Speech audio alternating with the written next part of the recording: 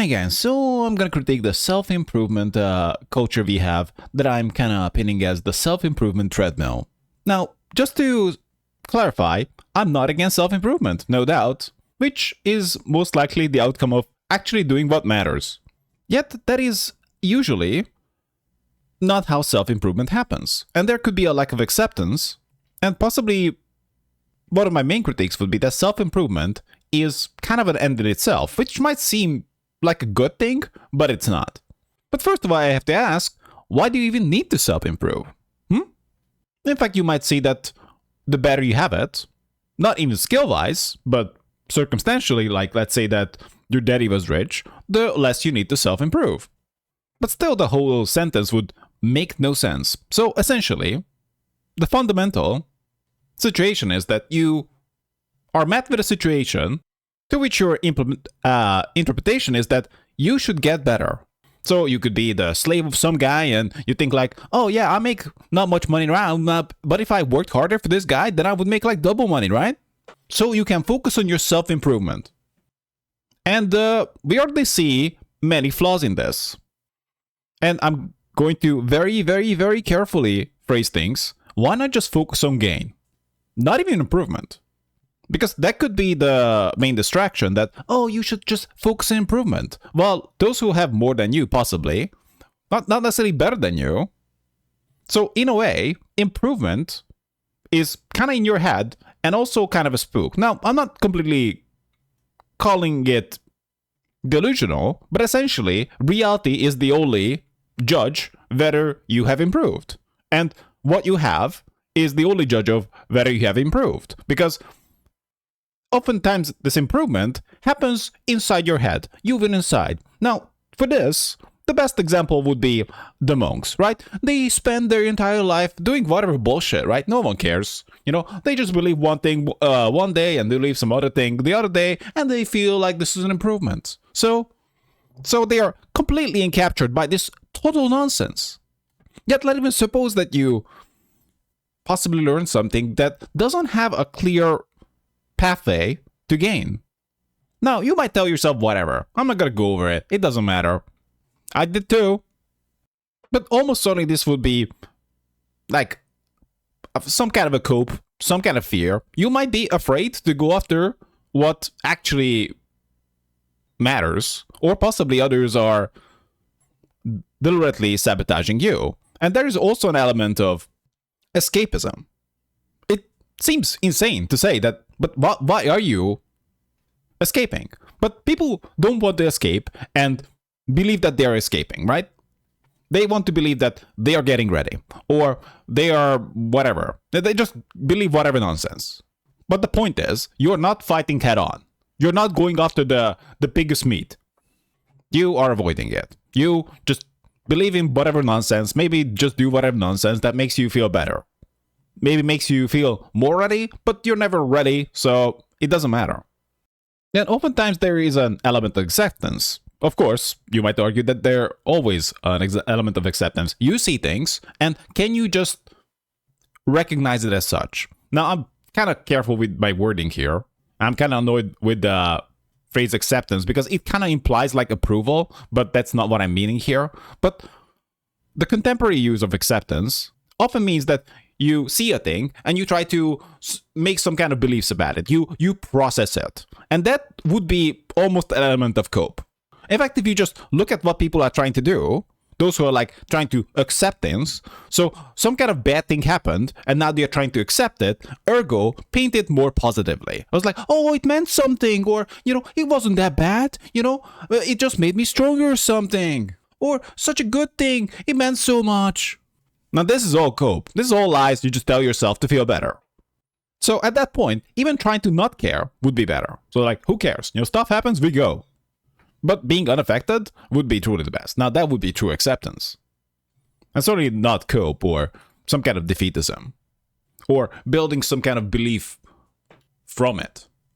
So naturally, a game would be focused on winning outside. Now, of course, I'm not disregarding improvement, but the agent would be improving on toward their goal. So essentially they would go from A to B, and whatever is in the way is gonna be their improvement. And nothing else really makes sense. You might say like, oh no, it makes sense to go to C or something. It doesn't make sense, because if C mattered, or if C is going to matter in the future, they're just going to learn that. So even if the Get Better camp wants to go to B, they might do a lot of detours or go to C and D and, whatever. And you can somewhat speculate what are the reasons for this. And oftentimes a good explanation could be fear. But also, sometimes it's just impossible. And I must also bring up this topic, albeit I try to be more generally here. So it's partly systemic. You have systems that tell the agents to not disrupt the system, right? Last thing you want is a fight, which is essentially what game encourages. Conquest, competition, and people might argue that, oh yeah, we live in competitive culture, but we never teach that to people. We teach them to be good, right? So essentially, a common example would be that the system teaches one guy to grow up and possibly, if you're kind of lucky, then you get to make someone else way more money than they pay you. But this is going to be still a better deal for you than possibly the other schmucks are getting. And that is possibly the deal on offer, or the only realistic deal on offer for everyone. But another element that I need to mention is that what if you cannot get better? Or can get better to the point where it's meaningfully relevant? So in that context, others possibly encouraging you, or possibly you are telling yourself to get better, is a little dishonest and certainly not effective.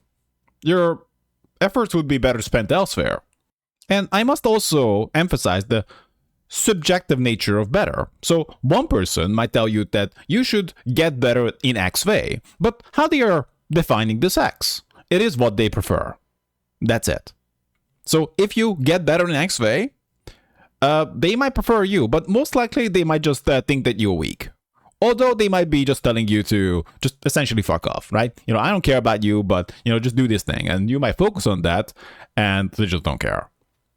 Now, my point is not to pine about not being accepted, but to point out that those who put you on a treadmill most likely don't care about you. It's like, yeah, I don't care about you, but if you do this and that, then maybe, I don't know, I'm claimed to care or something like that. Still, most importantly, the only person's definition of winning, of success, that matters would be yours. Yet you might also lie to yourself. You might do some kind of escapism and call it progress, or focus on things that don't much matter, not top priority, and call it progress. And these days, seemingly, people tend to treat themselves as a self-improvement project. But you gotta ask, get better at what? Being a more useful or subservient pawn? Because better rarely means disruption. In fact, if you are disrupting, and this is the most crushing point perhaps, others might not claim that you got better, right? Because their definition of better tends to be whatever serves their interest, whatever serves their preference. So if you get better in a way that is a threat to them, or that it gains against them, of course they might think of it more positively if you happen to be on their team and your improvement is supporting their interest. But suppose that is not the case, which almost certainly would be the situation for, well, because most people are strangers, then they would not claim that you are better. So better is always subjective. And at this point, possibly the better word to use would be taking. Of course, it can have an element of creating and making. But the point here is that you're not focused on running on a treadmill to nowhere, but actual results. And not just positive sum results, but also zero or possibly negative sum if the situation calls for it. So you can see that many are not focusing on getting better, but focusing on taking from you.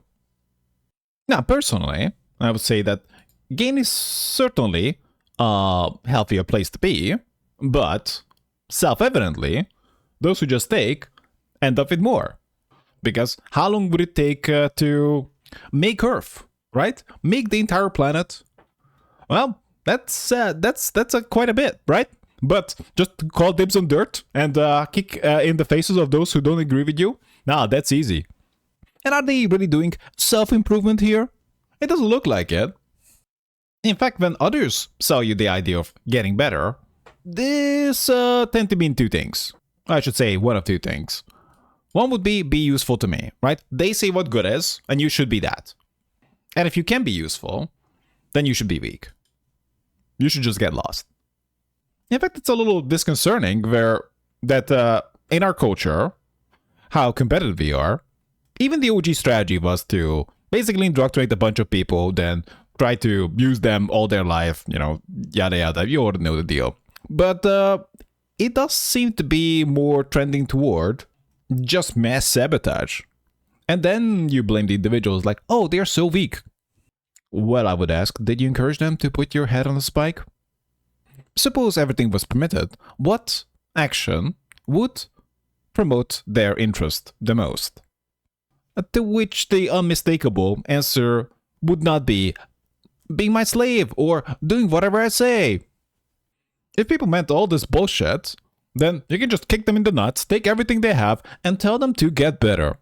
And then they would be just trying to fisticuffs you. So what happened to all that self-improvement? Why not just focus on yourself, baby? Because unmistakably, this would be the de facto loser mindset. I'm not saying in a judgmental way, but in a way that the people who have it don't win at life. So I guess a good example would be the Buddhist monks. They just couple their life, they believe some nonsense, then they believe some other nonsense the other day, and they feel this is progress, and people love this. Just a feeling of progress, some feeling of hope, some kind of nonsense that you like to believe in, maybe with some comfort. But the whole point would be just to get people out of the way and make them weak, and most importantly, get them from actually, or I'd rather say, prevent them from fighting. That's it. You basically would have to treat life and what people possibly say as like an opposite day. If they tell you to just obey and don't disrupt the system, you should be like considering the opposite. If they tell you to get better, you should be considering fighting. If they tell you to fight, then they probably want you to fight instead of them. So you should be just sitting that one out. Of course, just doing the opposite of what people say is stupid. But the point is that if they're just using you or sabotaging you, you should not be jumping at a chance to do it. I'm saying all this because if you listen to all the bullshit that people say, you will 100% ruin your life. You can't even really trust how they are presenting because they're going to be presenting very, very favorably. And you'll be a total sucker to lick their boots for it. Or obey them for it. But of course, this is kind of how a lot of people are wired. It's like, oh yeah, man, that guy's presenting like high status and powerful. I guess I'm just gonna be obeying them. Or I'm their biggest friend right now. Ooh, I feel so drawn to them. And seemingly, guys seem to be even more vulnerable to this bullshit. It's like, oh yeah, man, total bullshit. Makes no fucking sense. But that guy told me to self-improve. So I'm just gonna do what he says. So I'm gonna spend like countless years of my life being an idiot slave while satiating myself on a sense of progress and hope. But that is not to say that the opposite is any good either. The defeatist. It's like, what the fuck? You are sent to this planet.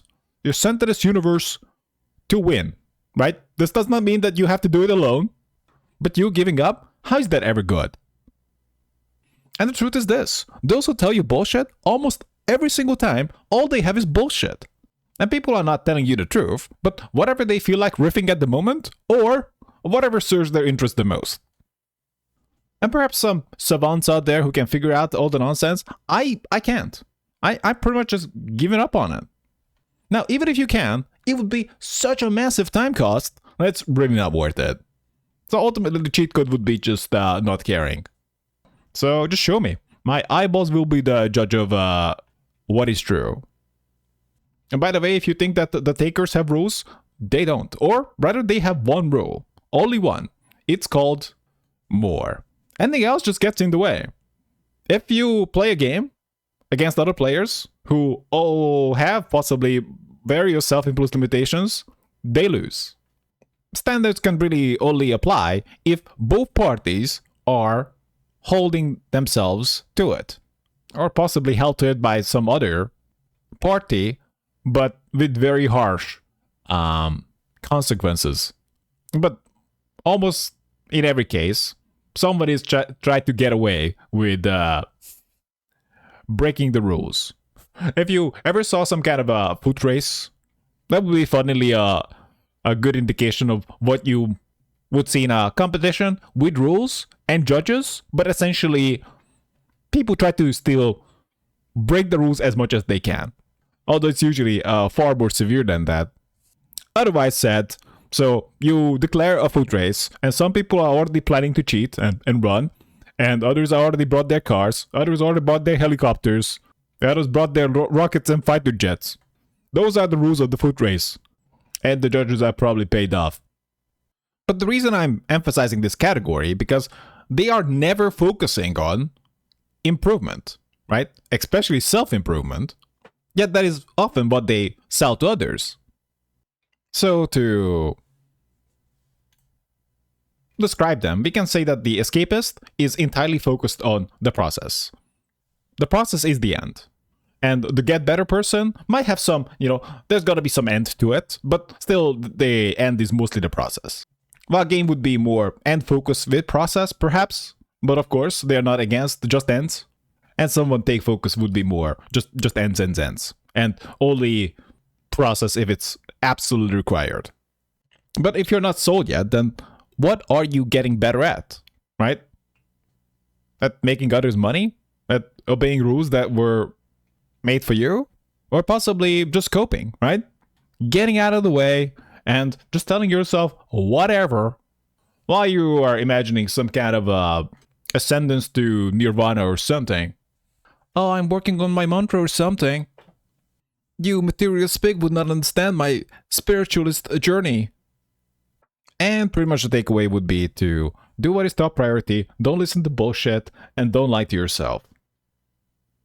And also an important point is that you might think that, whatever ways you get better, whatever subjective that is, others might fucking care. And most likely they don't. They only respect the position of strength. And possibly you did not do that. You just did whatever, and then describe, and you actually crowned yourself a winner, right? And people don't really think about this, but you should. Like, you just did some things that you expect others, or you personally pride yourself on it. And you expect others to pride yourself on it as well, right? It's not just random. In a way, you're trying to buy status. So all this getting better, are you getting better at things that are unmistakably something that empowers you, even if not a single person, not a single living being in the entire universe agrees with you, or you're just doing it because others might give you a cookie. But of course, they're gonna see it that you did it for getting a cookie, and they might not respect you for it. So it's important to make a distinction between actual results and progression fantasy. And hope, which is cope. In fact, I'm not a huge fan of hope.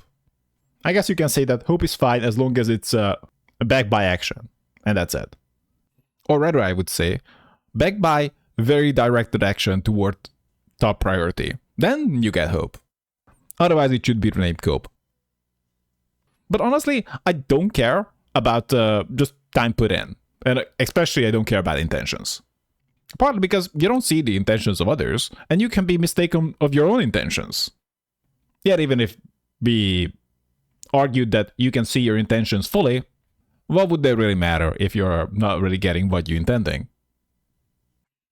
So people might tell you to self-improve, but they don't really tell you to fight them, right? But isn't that the game, right? Oh, competition, baby. And at times there is nothing to improve, or doing is the only way to improve. There's no getting ready. You learn swimming in the water, not outside. But of course, largely, this is just sabotage. What is better? What others want you to be? So you can spend your entire life on the self-improvement treadmill, going nowhere, but feeling a sense of progress and hope. You might even call it self-sabotage, but you were actually sabotaged by many. Because people are not going to teach you to be an unashamed egoist and relentless. They teach you to obey or get out of the way. And the main self-improvement is trying to fit into the self-interest of others. Or just weird preference. So who says what is better? Why not you? But then you shouldn't be saying rationalizations and justifications, because most likely you're gonna say that whatever you're doing right now is what's good, and whatever you believe is what's good. So people don't tell you to win. They can't expect you to obey or get lost, and you should not be under any illusions that self-improvement is anything but.